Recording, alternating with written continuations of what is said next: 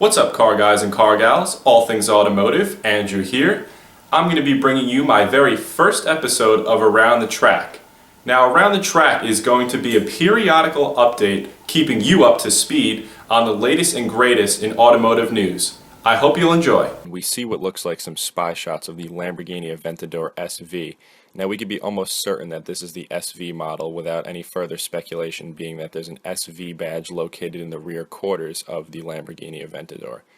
Now, Lamborghini looks to be a little bit of ahead of schedule as far as their SV model release for the Aventador, being that the Murcielago SV debuted in 2009, where the Murcielago was originally released in 2001, leaving an 8-year gap. The Aventador was released in 2011, and it looks like their debut of the Super Veloce model is happening in 2015, where it's going to be released at the Geneva Motor Show in March of 2015. So it looks like a little bit ahead of schedule. That might mean some things for Lamborghini, might mean some things for the fate of the Aventador. We don't know just yet. But as far as this model goes, we're expecting about 750 plus horsepower. Obviously, as you can see, some exterior upgrades, facelift, some cosmetic, obviously mostly functional.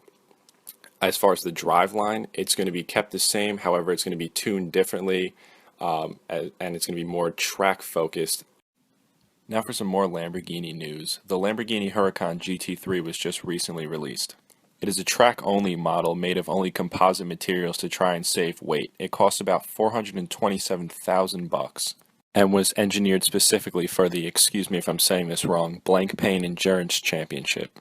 The Lamborghini Huracan GT3 sports the same 5.2-liter V10, but instead of making 610 horsepower, it has been detuned to 500 horsepower, roughly, in order to meet FIA regulations.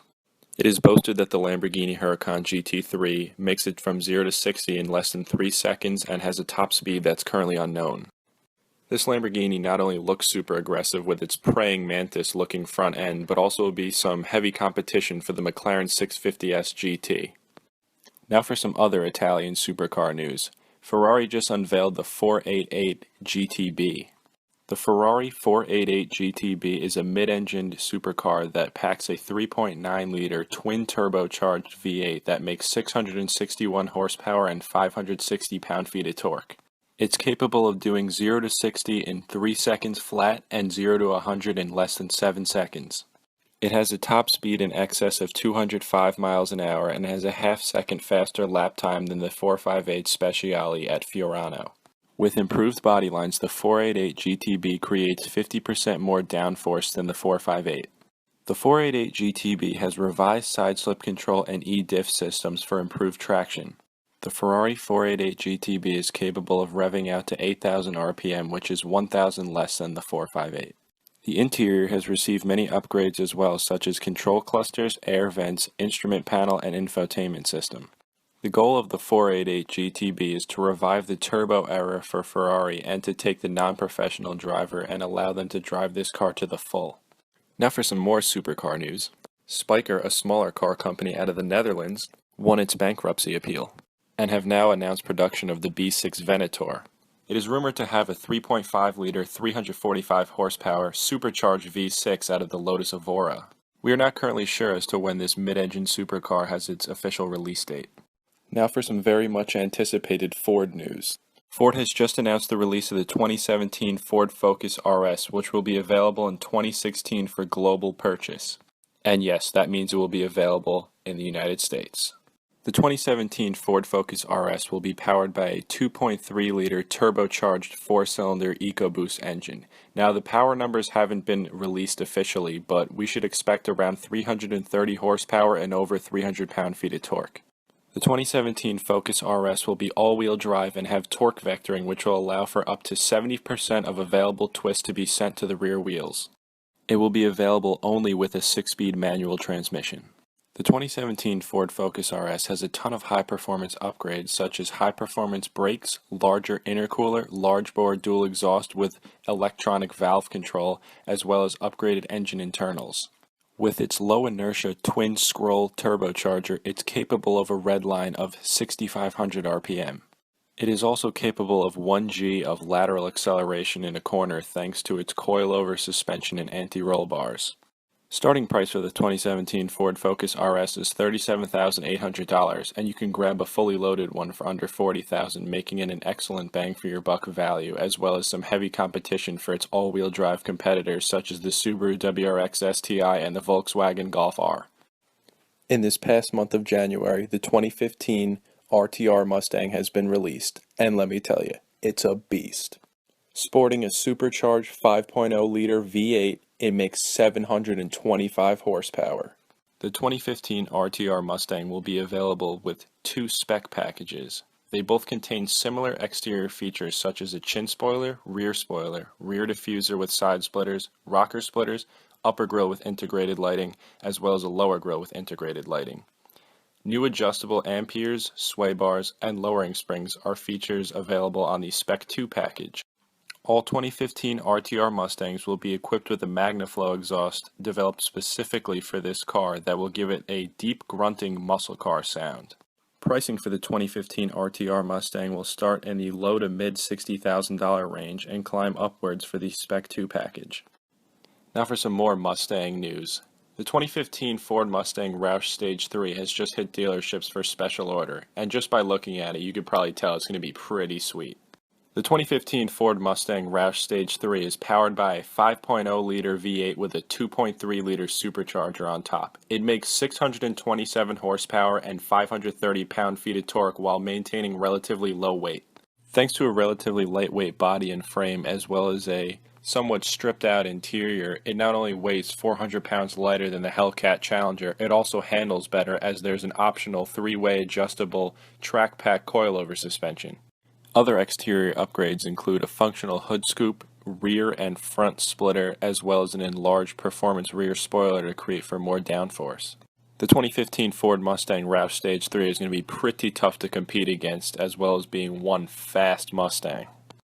I'm sure many of you have heard of the Hennessy Velociraptor, which is a supercharged version of Ford's F-150 Raptor, but for 2015, Shelby's doing a little something different with the Ford F-150 Raptor. They will be producing their own Raptor model that will make about 575 horsepower thanks to a 2.9-liter supercharger. Shelby will be doing something a little bit different with the 2015 model as they'll be ditching the brand new turbocharged V6 engine and they'll be reverting back to the 6.2-liter V8 that was previously the power plant of the 2014 model. The 2015 Shelby F-150 Raptor will cost about $18,000 over the sticker price of a standard F-150 Raptor. For the mid to high $60,000 range, you're not only getting a truck that looks super aggressive, but performs absolutely excellently as well, as the F-150 has been America's #1 best-selling pickup truck for over 30 years. And now for even more Ford news. Ford has just announced that for 2015 they will be bringing back the Ford Bronco. The Ford Bronco made its debut in 1966 and was killed off in 1996 after 5 generations of production. The Ford Bronco was originally produced as a compact SUV in order to compete with the Jeep. It will make its return sometime in 2015 to do the same. The 2015 Ford Bronco will be available with 3 powertrain options: a 3.5-liter turbocharged V6 EcoBoost, a 5.0-liter V8, or a 4.5-liter V8 diesel. It will also be available with an optional manual transmission. There's no word on it just yet, but keep an eye out for an SVT version of the Bronco as well. Now for some disappointing news. The 2016 Aston Martin Lagonda is only available for purchase in the Middle East. The much-awaited luxury sedan by Aston Martin will be powered by a 5.9-liter V12 making 550 horsepower. This is by far the most elegant Aston Martin to date, and some call this a luxurious super saloon. Unfortunately for those that don't reside in the Middle East, you will not be able to purchase this as Aston Martin will not be exporting it anywhere other than there. Jaguar plans to build 6 brand new 1963 E-Type coupes. Now you may be saying to yourself, how do you build a brand new 1963? Well, let me tell you what their plans are. In 1963, Jaguar had the intention of building 18 special GT E-Type coupes. Unfortunately, only 12 out of those 18 were actually produced. Now over 50 years later, Jaguar plans on building those 6 that were never produced. In order to keep the historic tradition alive, Jaguar will be constructing these 6 E-Type coupes out of lightweight aluminum. It will have an engine similar to that in the 1963 E-Type coupe. This engine will feature an aluminum block, hemispherical heads, and chain-driven camshafts. Fuel will be delivered through Weber carburetors. This car is expected to make over 300 horsepower and over 280 pound-feet of torque. Pricing is yet to be announced, but don't be surprised if it finds its way into the 7 figures, as only 6 of these will be sold globally as collector's items. Now for a quick bit of Audi news. Audi is set to debut their new Audi RS7 Dynamic Edition for 2015. We've seen the concept form of this car at the New York Auto Show in 2014. Their goal with the RS7 Dynamic Edition is to improve the interior as well as make a few little exterior upgrades.